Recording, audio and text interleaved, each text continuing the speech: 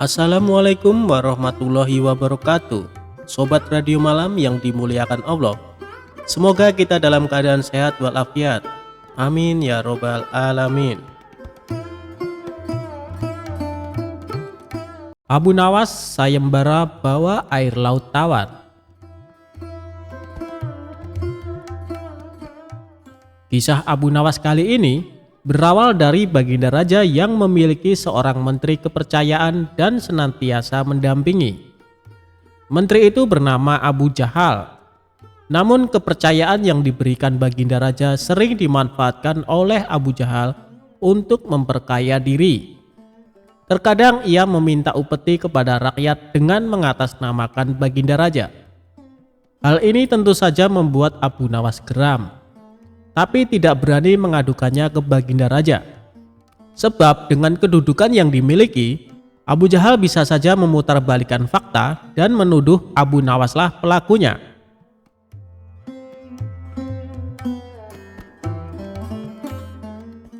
Seiring berjalannya waktu, penasehat istana meninggal dunia.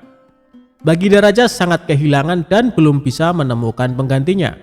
Jadi untuk sementara waktu, jabatan penasehat istana masih kosong, belum ada yang mendudukinya. Kesempatan ini segera dimanfaatkan Abu Jahal. Ia ingin sekali menduduki jabatan tersebut. Dengan begitu, ia bisa lebih leluasa mempengaruhi Baginda Raja. Segala cara Abu Jahal lakukan. Di depan Baginda Raja, Abu Jahal terus mencari muka agar terpilih menjadi penasehat istana. Tapi sayangnya ambisi Abu Jahal ini harus kandas di tengah jalan. Karena tidak berapa lama, Baginda Raja justru memilih Abu Nawas untuk jadi penasehat istana. Keputusan Baginda Raja ini tentu saja membuat Abu Jahal kecewa, sehingga ia menaruh dendam kepada Abu Nawas. Suatu hari ketika Abu Jahal melihat Abu Nawas sedang duduk bersama Baginda Raja, timbul pemikiran di kepalanya. Seharusnya aku yang duduk di tempat Abu Nawas. Abu Nawas tidak pantas duduk di situ. Abu Nawas itu apa dia? Tidak mampu mengurus masalah kerajaan. Pantasnya dia jadi pelawak istana, gerutu Abu Jahal dalam hati.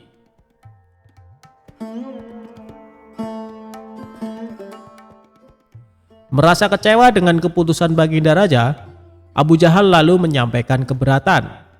Pada suatu hari, saat Baginda Raja sedang duduk sendirian di singgasananya, Abu Jahal menghadap dan berkata, "Ampun Paduka yang mulia, hamba izin menghadap Baginda Raja." Baginda Raja terkejut melihat Abu Jahal yang tiba-tiba menghadapnya. "Ada apa Abu Jahal? Apa yang ingin kau sampaikan?" tanya Baginda Raja. "Ampun Paduka yang mulia, hamba rasa Abu Nawas tidak pantas menjabat sebagai penasehat istana. Karena menurut hamba, dia tidak tahu apa-apa soal negara." "Abu Nawas itu apa keahliannya? Cuma melucu," tutur Abu Jahal. "Tapi bukankah Abu Nawas terkenal cerdas? Dia juga seorang yang jujur," ujar Baginda Raja. "Apakah Paduka sudah meragukan kejujuran saya?" tanya Abu Jahal. "Bukan seperti itu, kamu kan sudah menduduki jabatan menteri istana. Jadi wajar kalau Abu Nawas yang mengisi jabatan penasehat istana," jawab Baginda Raja. "Tapi hamba lebih berpengalaman Paduka yang mulia. Apalagi mengenai kenegaraan, hamba juga ahli berperang. Tubuh hamba kekar dan perkasa. Lalu hamba sudah lama berbakti kepada Baginda Raja. Hamba rasa hambalah yang lebih pantas menjadi penasehat istana," ucap Abu Jahal. Melihat ambisi Abu Jahal yang begitu besar ingin menjadi penasehat istana, Baginda Raja akhirnya membuat keputusan. Ia ingin mengadakan sayembara antara Abu Nawas dan Abu Jahal. Maka dipanggillah Abu Nawas untuk datang ke istana. Singkat cerita, Abu Nawas pun datang menghadap Baginda Raja.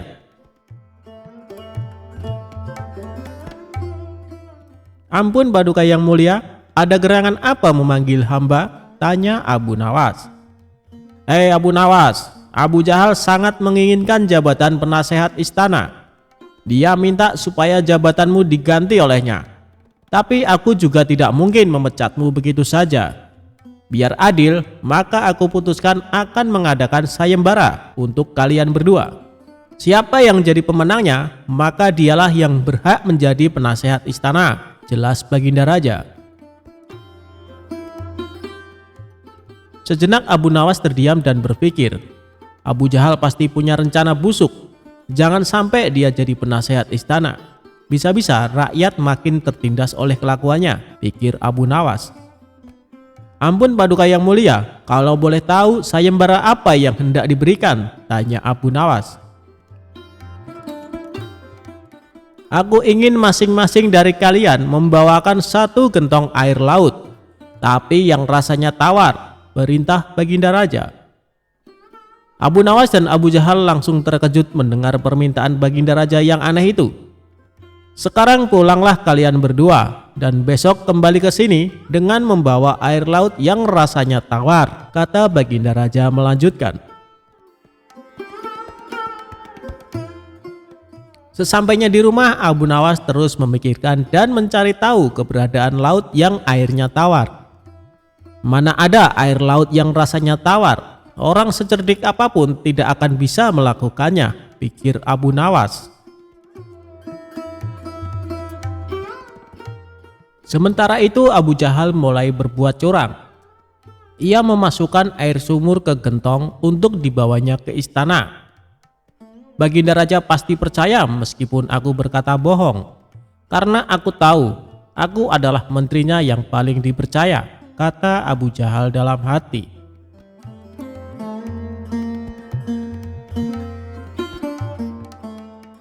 Keesokan harinya, Abu Nawas dan Abu Jahal datang ke istana dengan membawa gentong masing-masing.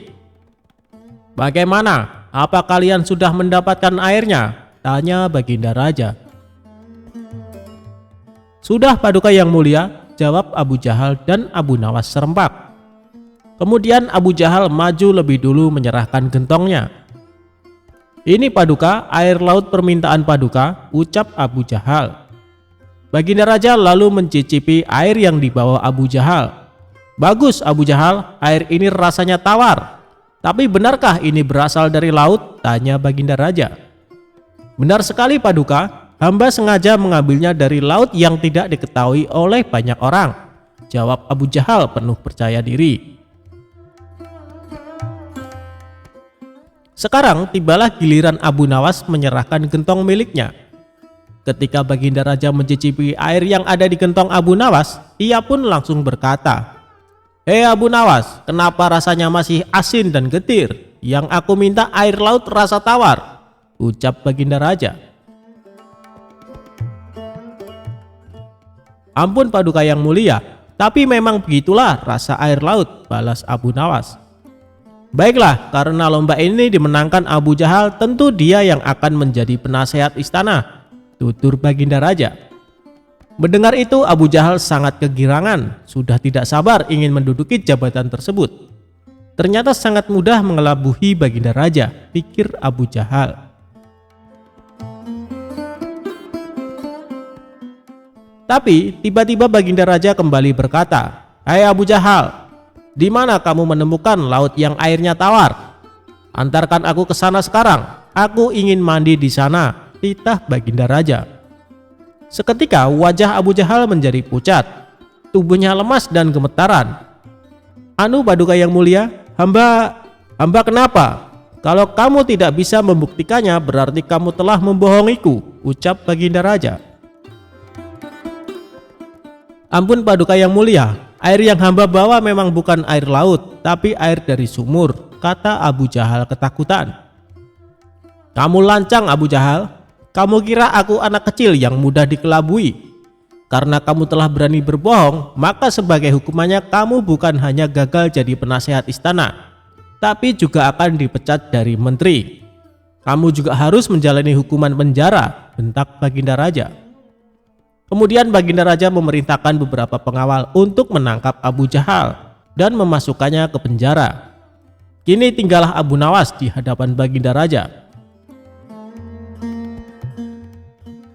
"Hei Abu Nawas, bukankah kamu terkenal cerdik?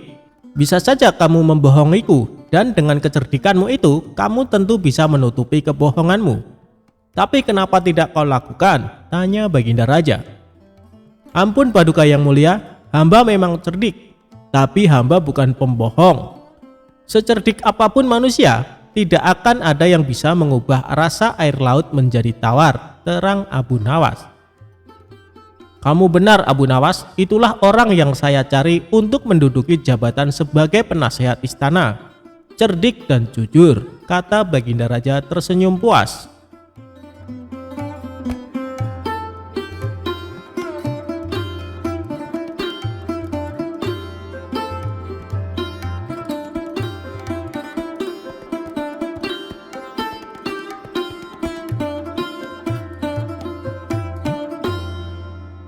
Dikerjai tetangga, Abu Nawas malah dapat makanan gratis.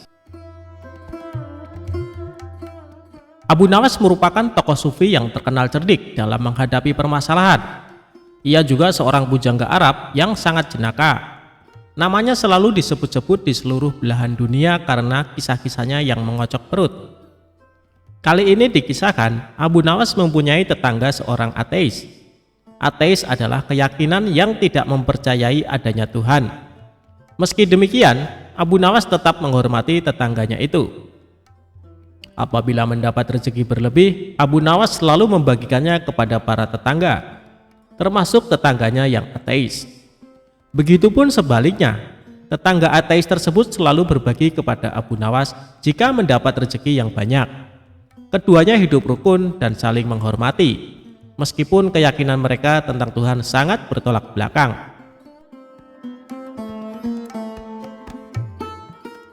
Namun ada satu hal yang membuat tetangga ateis ini kesal dengan perilaku Abu Nawas.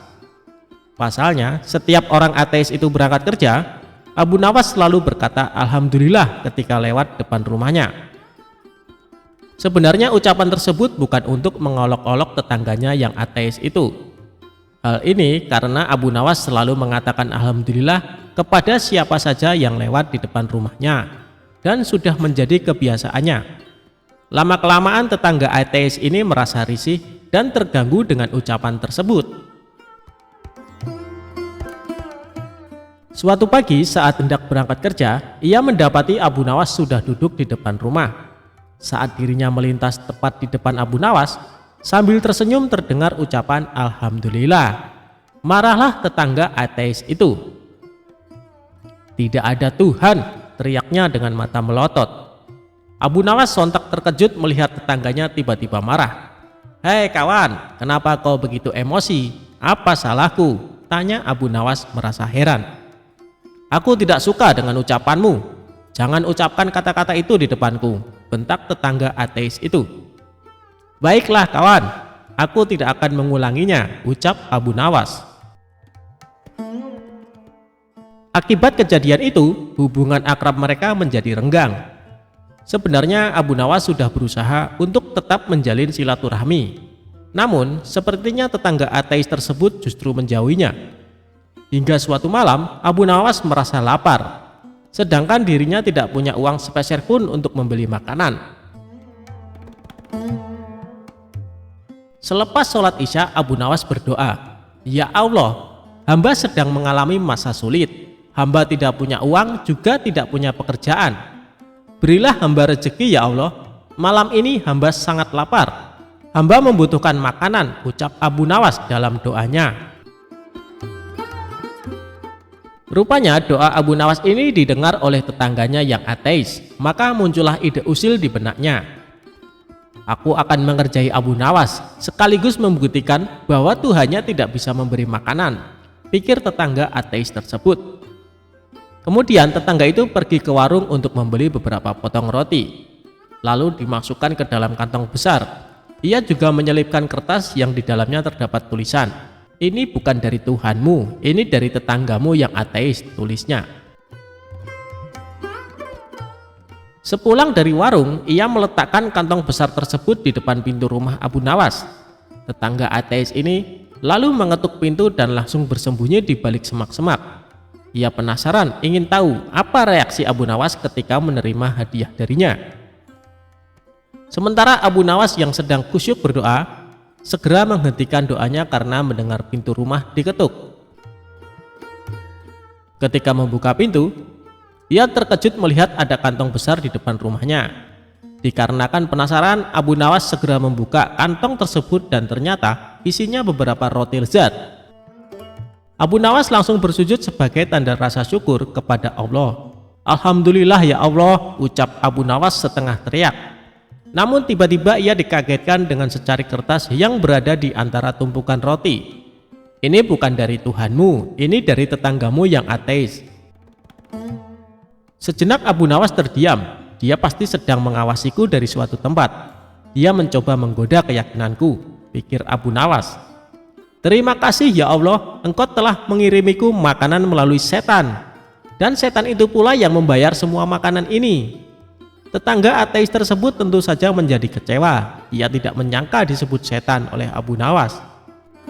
"Dasar kurang ajar, bukannya berterima kasih kepadaku, justru berterima kasih kepada Tuhannya. Malah aku disebut setan," gerutunya dalam hati.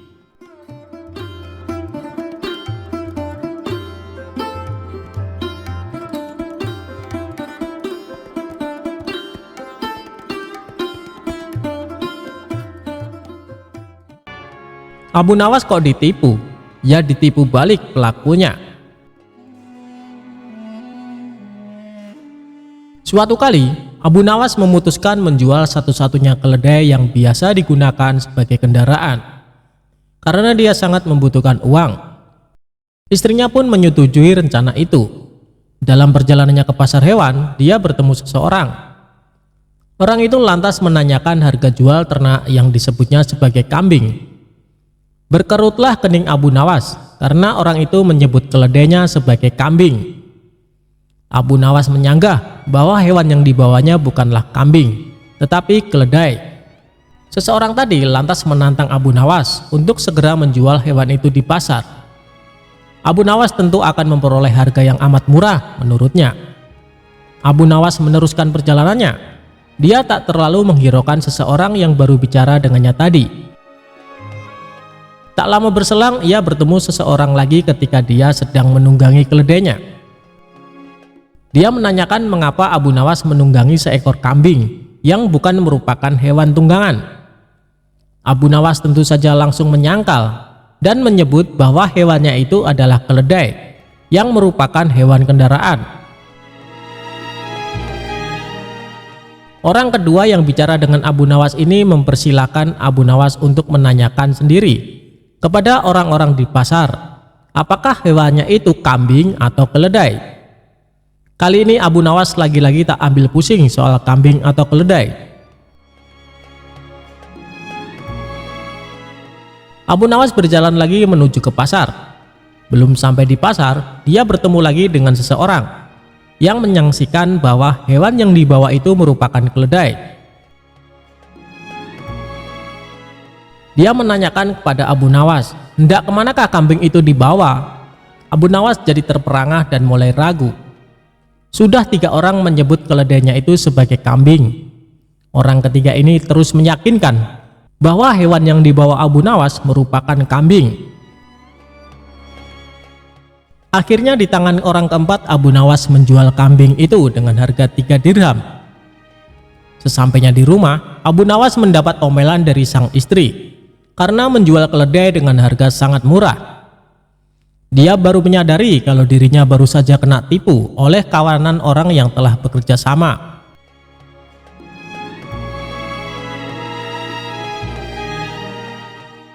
Bersama rasa dongkolnya, Abu Nawas merencanakan sesuatu untuk membalas penipu itu. Dia cari kayu dari hutan dan direkayasanya seolah-olah merupakan kayu ajaib yang bisa mewujudkan apa saja yang diinginkannya.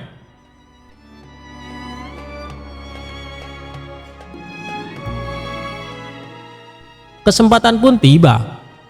Suatu kali, Abu Nawas menyadari bahwa 4 orang yang menipunya sedang berada di satu lokasi dengannya. Aksi pun dimulai dengan menuju warung untuk makan. Usai makan, Abu Nawas yang merasa terus diperhatikan kawanan penipu tersebut menunjuk-nunjukkan tongkat kepada penjual dan langsung ngeloyor pergi tanpa membayar. Hal ini tentu membuat para penipu tertarik. Mereka mendatangi Abu Nawas dan menawar untuk membeli tongkat sakti itu. "Kami bersedia membeli tongkat itu dengan harga tinggi," ujar salah satu dari mereka. "Berapa?" tanya Abu Nawas pura-pura tertarik. "100 dinar," kata mereka. "Mantap." Dengan berpura-pura berat hati, Abu Nawas melepas tongkat itu dengan harga 100 dinar. Wah, untung besar bagi Abu Nawas. Para penipu mencoba ke warung dan membayar makan dengan menunjuk-nunjuk tongkat ke arah si penjual. Namun sayang, keajaiban tongkat tak mempan. Ternyata, berdasarkan penjelasan si empunya warung, Abu Nawas bisa makan hanya dengan memainkan tongkat ajaib itu karena sebelumnya dia telah meninggalkan sejumlah uang di warung itu. Abu Nawas kok dilawan? Hahaha.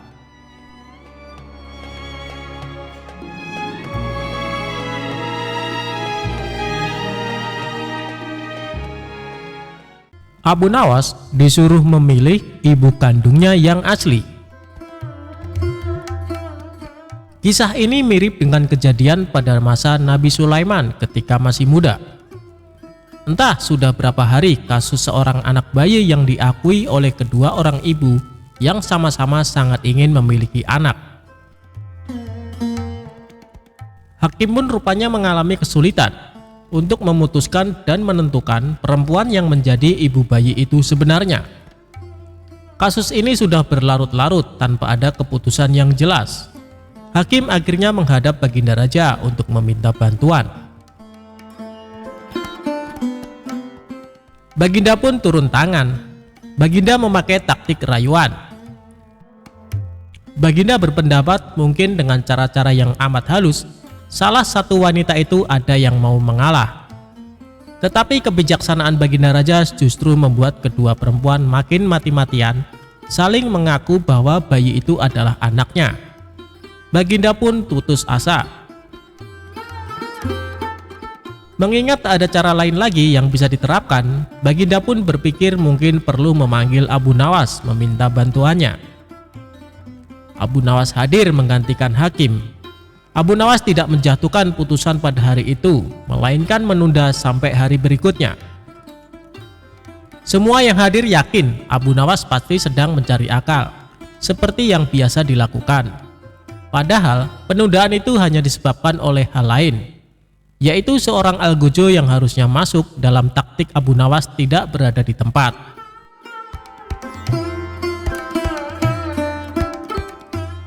Keesokan harinya, sidang pengadilan diteruskan lagi.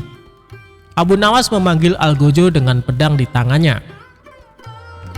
Abu Nawas memerintahkan agar bayi itu diletakkan di atas meja. "Apa yang akan kau perbuat terhadap bayi itu?"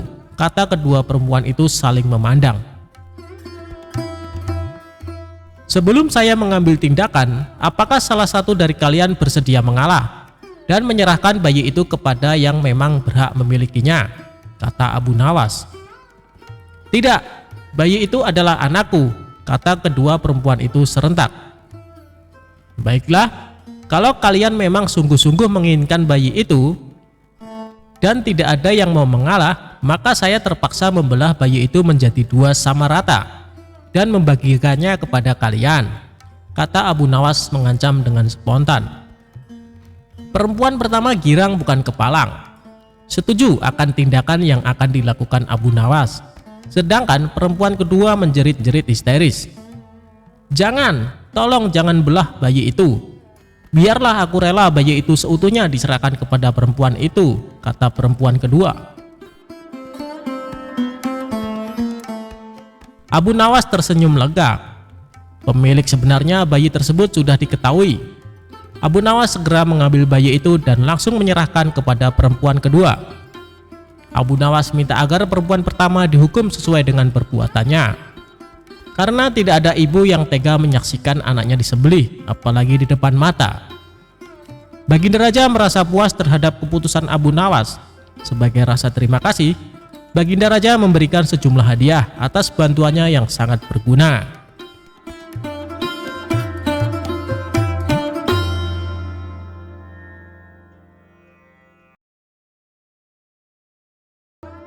Kisah Abu Nawas dihukum raja minum air mendidih. Inilah akhirnya. Abu Nawas merupakan pujangga Arab yang terkenal cerdas dan cerdik dalam menghadapi segala permasalahan. Ia hidup sejaman dengan Baginda Raja Harun. Bahkan Abu Nawas merupakan salah satu rakyat yang sangat dekat dengannya. Di sisi lain, ia juga salah satu warganya yang sering mendapatkan hukuman dari Baginda Raja.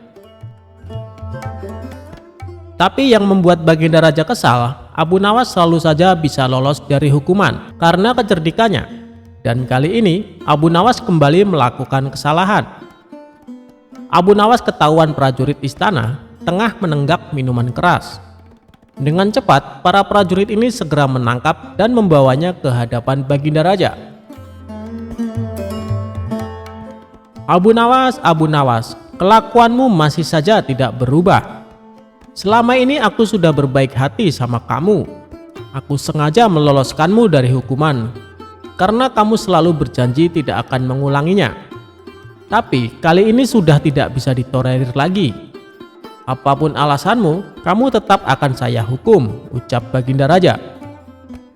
Sementara Abu Nawas hanya terdiam, kepalanya tertunduk tak berani menatap.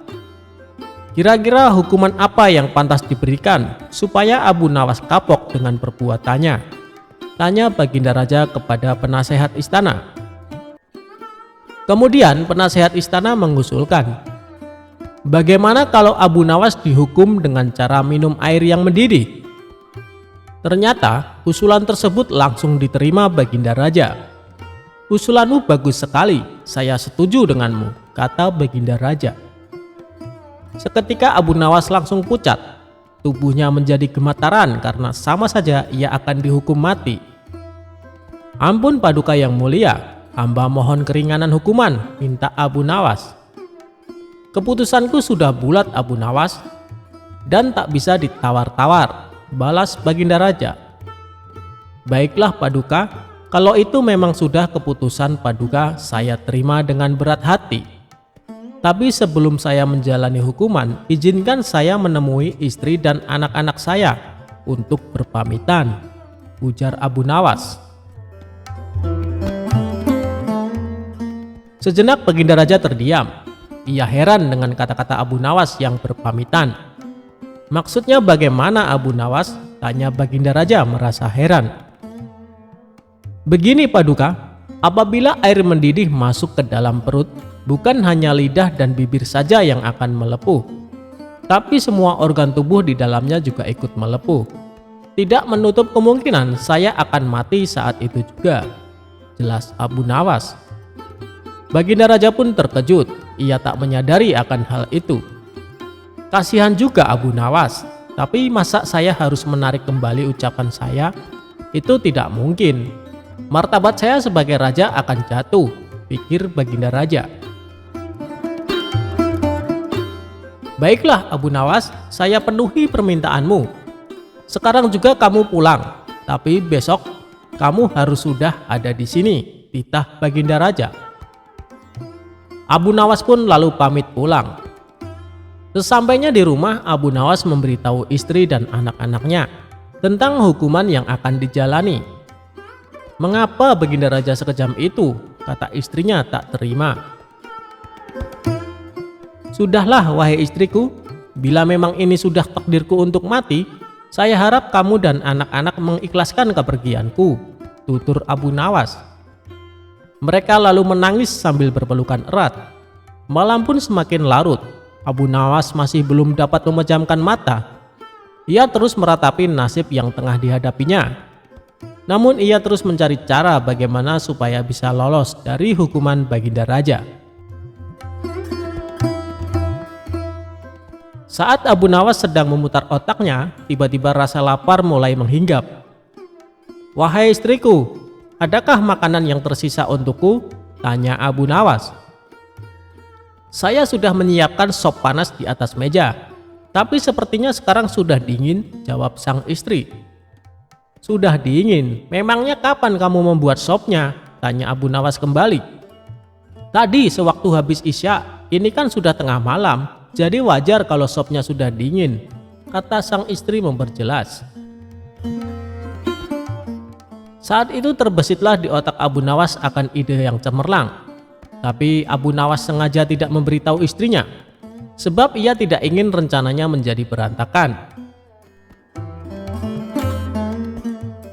Setelah menjelang pagi hari, Abu Nawas mengumpulkan para tetangganya, dan ia memberitahu mereka bahwa dirinya akan dihukum mati, dan ia meminta agar para tetangganya ini ikut bersamanya ke istana. Berita mengejutkan ini tentu saja membuat para tetangganya kaget. Ia tak menyangka Baginda Raja bisa sekejam itu. "Abu Nawas, kamu kan dekat dengan Baginda Raja. Kenapa tidak minta ampun darinya?" tanya mereka. "Biarlah, nasi sudah menjadi bubur. Baginda Raja juga tidak akan mencabut ucapannya," terang Abu Nawas. Maka berangkatlah Abu Nawas ke istana dengan didampingi keluarga dan para tetangganya. Melihat kedatangan Abu Nawas bersama orang banyak, Baginda Raja pun bertanya, "Hei Abu Nawas, kenapa kau bawa orang banyak sekali? Apakah kau hendak melawanku?" Dengan ekspresi wajah sedihnya, Abu Nawas menjawab, "Ampun Paduka, Paduka jangan salah paham. Mereka semua adalah tetangga saya Paduka. Mereka ingin melepas kepergian saya." Baginda Raja pun akhirnya tidak keberatan akan hal itu. "Baiklah Abu Nawas, apakah kau siap menjalani hukuman?" tanya Baginda Raja. "Saya siap Paduka, silahkan bawa kemari air mendidihnya," balas Abu Nawas. Lalu beberapa prajurit istana membawakan bejana yang berisi air mendidih ke hadapan Abu Nawas. "Sekarang kamu minum air mendidih itu Abu Nawas," kata Baginda Raja. "Siap Paduka yang mulia, tapi sebelumnya izinkan saya meminta maaf dan berpamitan kepada keluarga saya dan para tetangganya," pinta Abu Nawas. "Oh silakan," ucap Baginda Raja. Abu Nawas pun menghampiri istri dan anak-anaknya. Suara tangis istri dan anak-anak Abu Nawas pun pecah. Orang-orang yang hadir pun ikut bersedih, tak terasa air mata Baginda Raja juga ikut menetes. Sebenarnya Baginda Raja tidak tega, tapi ia tidak mungkin membatalkan hukuman. Karena banyaknya tetangga yang ikut hadir, tentu saja memakan waktu lama hingga tak terasa air mendidih yang ada di dalam bejana menjadi dingin. Setelah Abu Nawas selesai berpamitan, ia segera mengambil air di bejana dan meminumnya sampai habis. Tentu saja Abu Nawas tidak mengalami suatu apapun, sebab air yang ada di dalam bejana sudah menjadi dingin. "Paduka yang mulia, saya sudah menjalani hukuman. Izinkan saya pulang," pinta Abu Nawas. Melihat hal itu Baginda Raja menjadi bengong. "Hei Abu Nawas, bukankah saya menyuruhmu minum air mendidih?" tanya Baginda Raja. "Benar Paduka, tapi air di bejana itu kan tadinya mendidih. Jangan salahkan saya kalau air itu menjadi dingin. Saya hanya melakukan apa yang seharusnya saya lakukan," jawab Abu Nawas. Dengan kecerdikannya inilah Abu Nawas kembali lolos dari hukuman maut. Ia pun dibolehkan pulang oleh Baginda Raja bersama anak istri dan para tetangganya. Itulah kisah kecerdikan Abu Nawas dalam menghadapi permasalahan dalam hidupnya.